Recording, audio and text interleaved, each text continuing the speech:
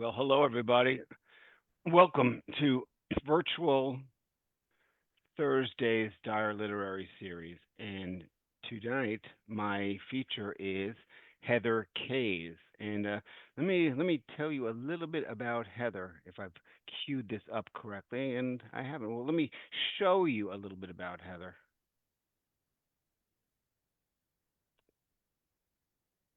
We will actually figure this out on the fly because screen share is not my friend right now.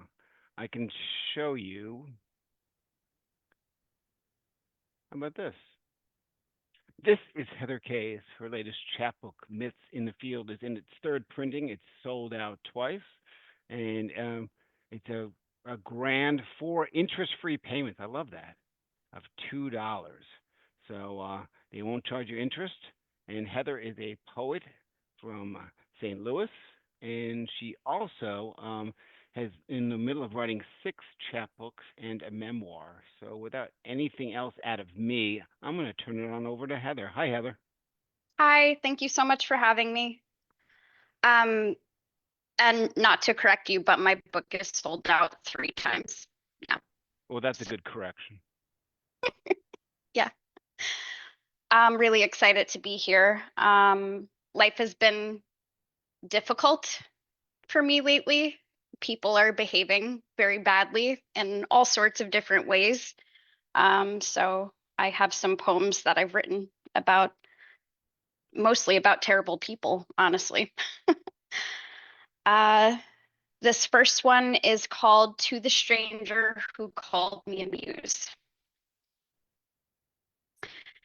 You called me a muse like it was a compliment, as if bleeding in front of you was a gift, as if pain becomes beautiful the second someone else can frame it. You like me best in metaphors, tragic, aching, barely breathing, but backlit just enough to inspire. You took notes while I unraveled, sketched my sorrow into verses, told me I was music while I was choking on my own voice. You never asked what it cost to stay soft in the wreckage. You wanted a woman worth writing about, not one who would write back. But I'm not your raw material, not your ruin with rhythm, not your tragic girl with perfect lighting. I'm the hand that holds the pen, and I've stopped wasting my time trying to make art out of men.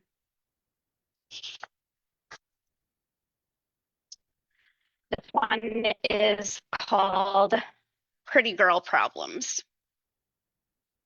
Smile more, but not like that. You'll give the wrong idea. Wear the dress, but don't be surprised when they treat you like an invitation. You're lucky, they say, as if being wanted is the same as being safe, as if attention ever asked for consent. I've been called pretty like a compliment, a warning, an excuse. Pretty when I cry, pretty when I bleed, pretty when I bite my tongue and make space for someone louder.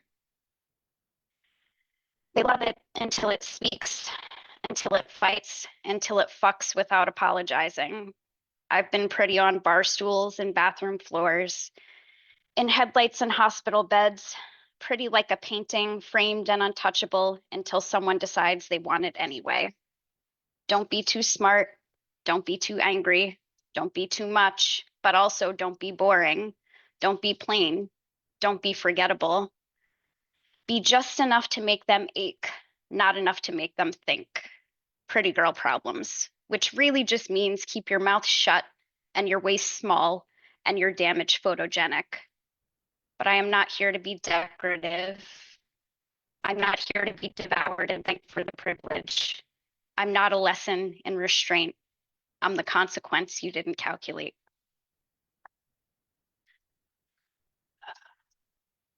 Shifting gears here a little bit. So an interesting thing happens. Mean girls sometimes grow up to be mean women, and it's an awful thing to see happen. This poem is about a mean woman that I know. It is called The Brightest One in the Room. She enters like she's already been applauded, like the spotlight is late and we're rude for not noticing the art of her arrival. Every word she speaks drips with rehearsal, a curated mess, all lowercase vulnerability, like a girl who's trying not to be like but checks the mirror anyway. She says she isn't jealous. She says this often, which is how I know she is. Jealousy has a smell, metallic, like bitten tongues and cold spoons. It lives in the corner of compliments that don't quite land. She claps when I read, but not with her whole hands. The sound is hollow, a slow echo that never quite reaches the back row. She says things like, "We're all just doing our best," when what she means is, "You're doing too well." I watch her measure me through side glances and forced generosity, her eyes tallying things she thinks I didn't earn, the rolls, the pages, the man who looks at me like I'm already a legend.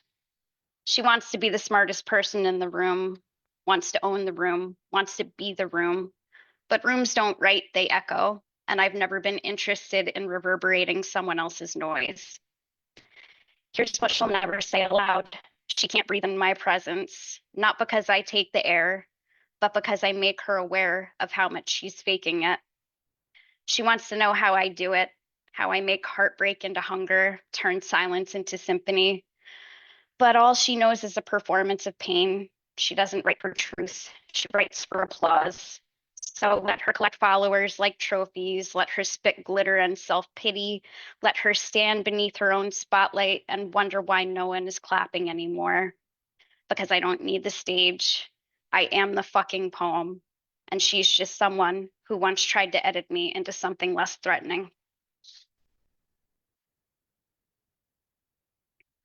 This one is what my mother taught me without trying.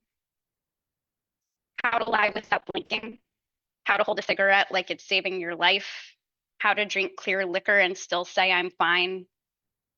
She didn't teach me how to sew or bake or braid. She taught me how to smile at a man who might kill you if you don't. She didn't always say men will hurt you, but she taught me how to cover a bruise with foundation and forgiveness.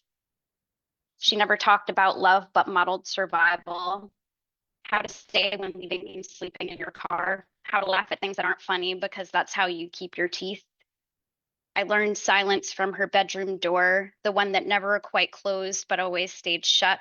Learned hunger from the way she fed me and forgot to feed herself. Learned rage from the crash of plates, from the apology in her eyes that never made it to her mouth. She didn't sit me down, didn't spell it out, but her body was a syllabus, her life a lesson I absorbed without knowing I was studying. And even now, when I slam cabinet doors or drink instead of cry, I hear her in the echo. She didn't mean to teach me, but I learned. And some nights I can't sleep. When I can't sleep, I wonder what lessons I'm leaving behind, what bloodstained truths I've wrapped in lullabies and handed off as heirlooms.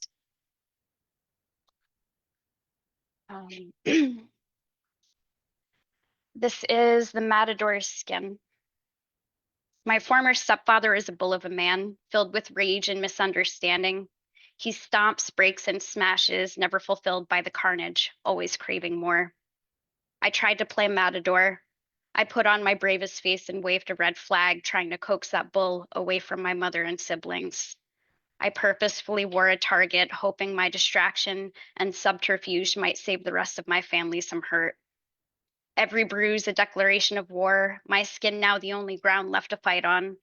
Beneath the surface, the fault lines tremble, waiting for the next eruption, the next battle scar. Blood pooled beneath the skin like silent rebellions, each one a promise that peace was never an option. I am not the kind of woman who wants to hold hate in her heart. I want to forgive, to grow, to love, but I can't love or forgive a bull of a man who treated my family like a china shop he lived to destroy.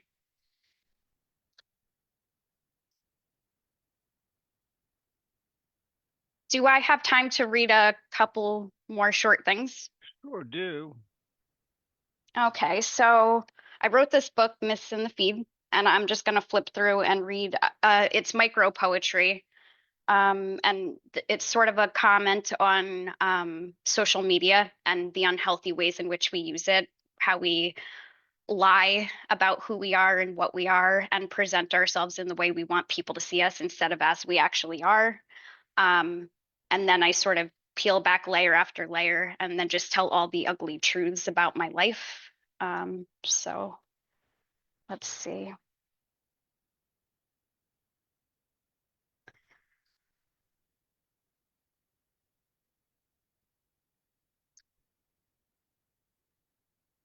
Halfway house heart. You can crash here, but don't unpack. I'm not that kind of home. Survival skill. I've made a religion out of pretending I don't need saving.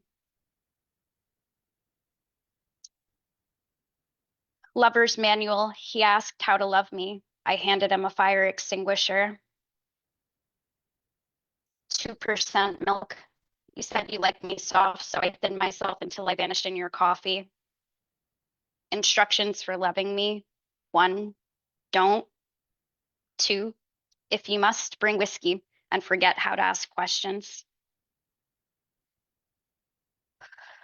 Spoiled. He said I was too much, too loud, too sharp, so I stayed that way. The art of disappearing. I shrink just enough to be loved, then vanish entirely once you believe it was your idea. Thank you.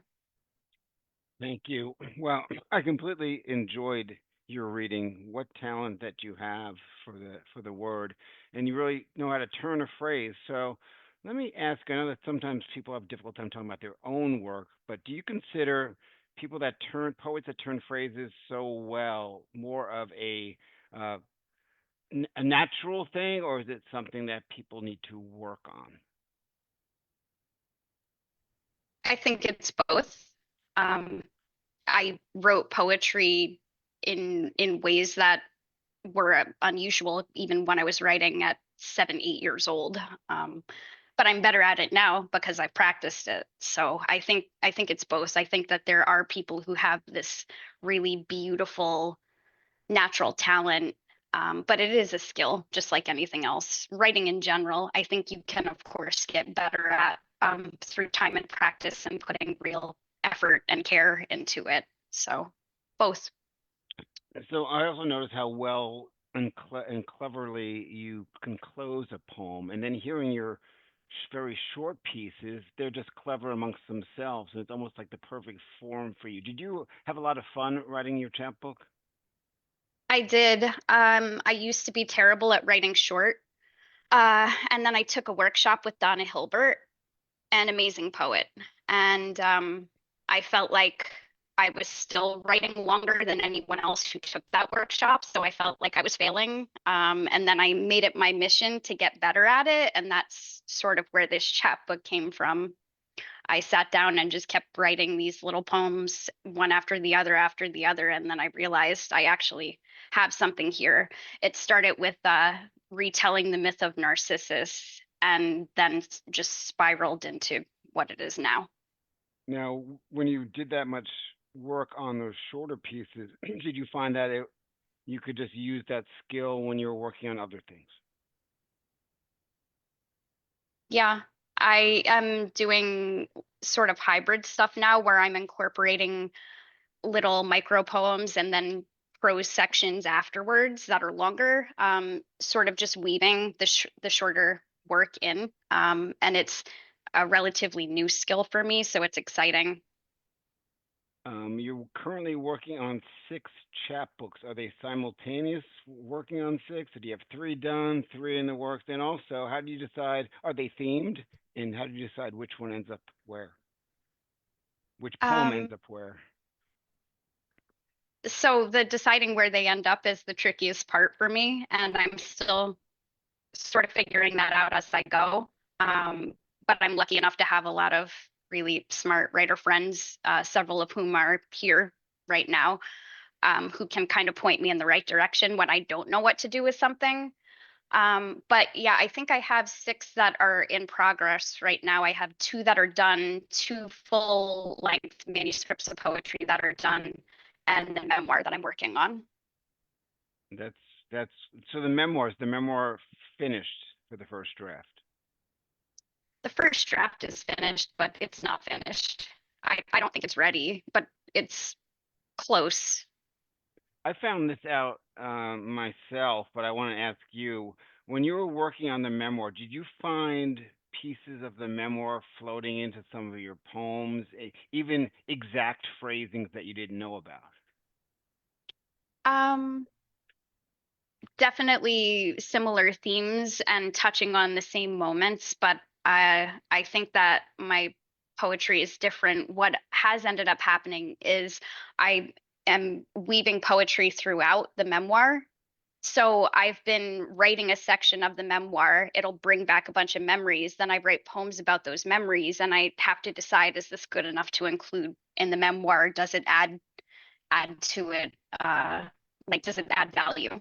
So that's been an interesting thing to try to figure out. I've read I've read a piece of your memoir and it's brilliant. And I want to ask you um I want to ask you a question about not remembering what the question is. Hang on. Um, so my question with the memoir is very, very personal and vulnerable. And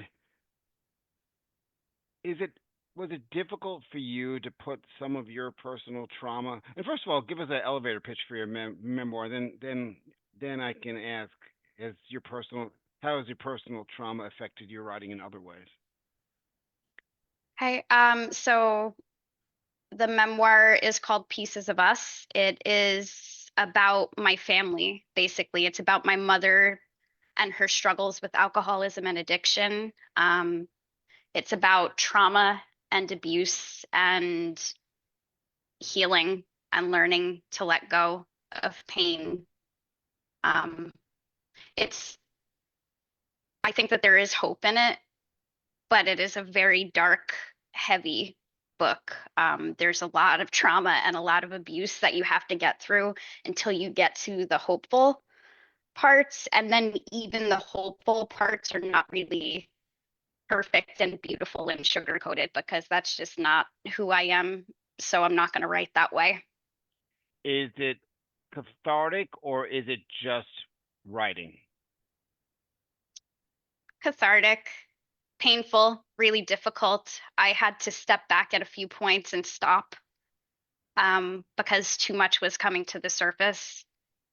There are sections that I go back and reread to try to edit it, and I can't read it without crying, which I think means I wrote it correctly. Which is not it's good and bad. It's cathartic and it's beautiful and it's painful and it's awful. Is it easier to write about it or to talk about Neither one of them is easy. it? Um, Great answer. Um, so you introduced your poems about you writing about people that were not very nice, and that's what you're writing about. What is the last nice person or place poem that you wrote, and what was it about, and who was it about, if it's a who? um, it was a poem about my boyfriend. I write poems about him constantly, and he is a kind, lovely person who has been extremely supportive, especially considering how kind other people have been to me recently and some other personal things I've been going through. So, Now, being from St. Louis, I know that you've traveled a little bit to read your poetry, correct? yep. So, what place have you visited and read at, or just visited amongst other writers that you just feel is like more your second home? I don't know. I grew up in New Jersey, right outside of New York City, but that doesn't feel like home to me anymore. I've lived in Virginia a couple of times, in Austin, Texas once. None of those feel like home. Um, I've been to Kansas to read. That was really fun. Um, it was just different and exciting to be reading to a room full of strangers, not to have one familiar face. It was really cool. And I was asked to read erotic poetry, which is not something that I do very often. So it was really an experience for me. All right. So, all right, I did this with my last guest. So, give me a dream location and dream amount of people. Any place in the world that you could read one poem, where would it be?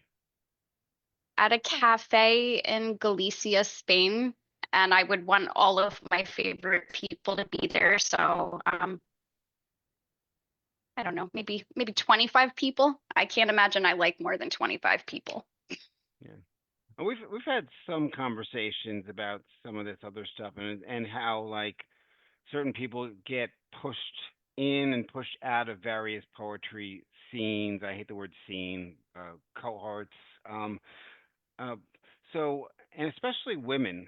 So, I know that also you write from a very strong female perspective. So, why do you feel that women and female poets are pushed out? Does that have anything to do with the pretty girl problem and feeling that as a weakness for men feeling that as a weakness? I think that there are some gatekeepery things that happen specifically among older men uh, in the communities that I've been a part of. But then the bigger issue for me has been women who take aim at me and like legitimately try to ruin my reputation and make it so that I cannot do this anymore. Um, Is that based on and competition, do you think? yeah, yeah, I absolutely think that there is this sense if I'm succeeding, that's success that they're not getting. There's not really this idea that there's enough room for all of us to grow and succeed, and we should be lifting each other up. It's more if you're winning, then I'm losing, so I need to try to take you down. Or you find that women are more competitive than men in this area, or it's just more generalized across the board? I've experienced it in workplaces.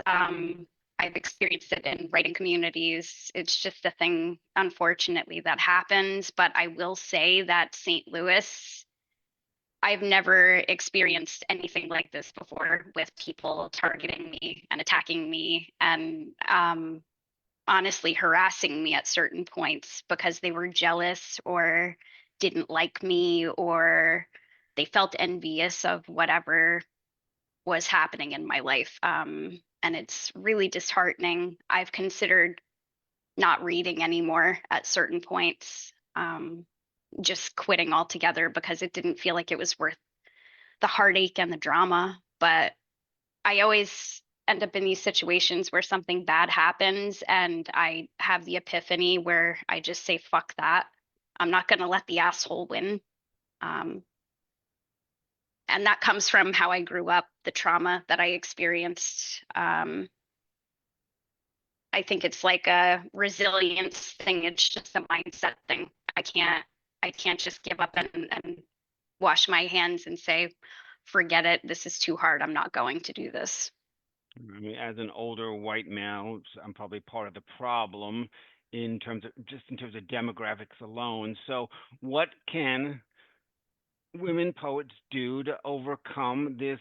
Um, I'm trying to come up with the proper word because setback seems really kind of superficial and superfluous. To overcome this, someone give me a good word here. What can women do to overcome this horrid situation?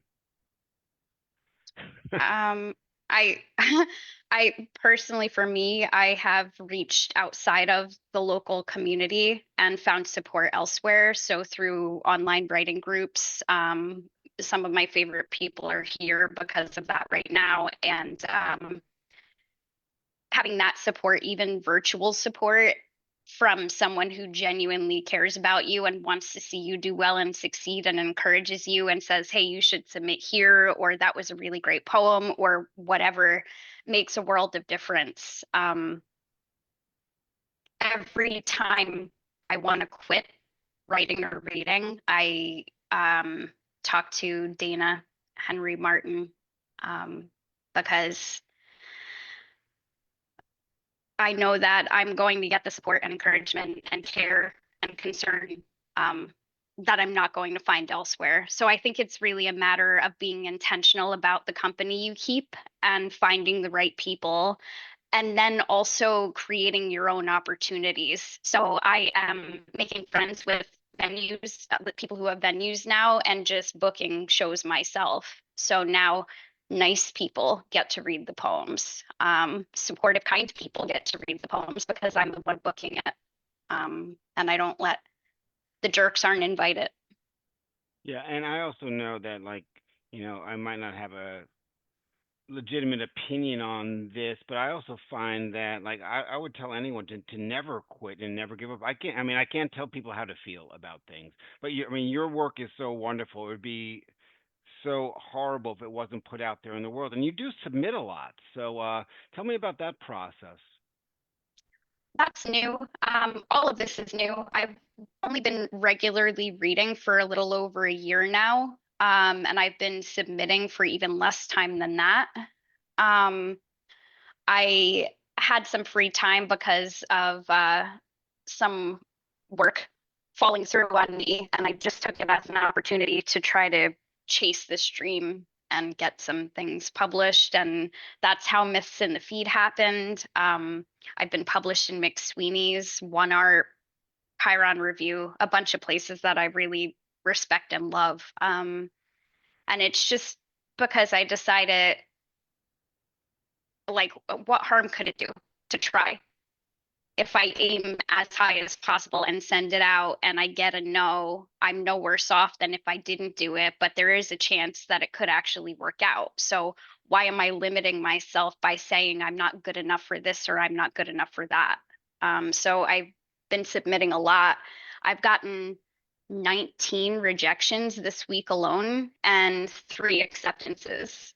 Um, And it, and I also found out that I have another chapbook that's going to be released next year.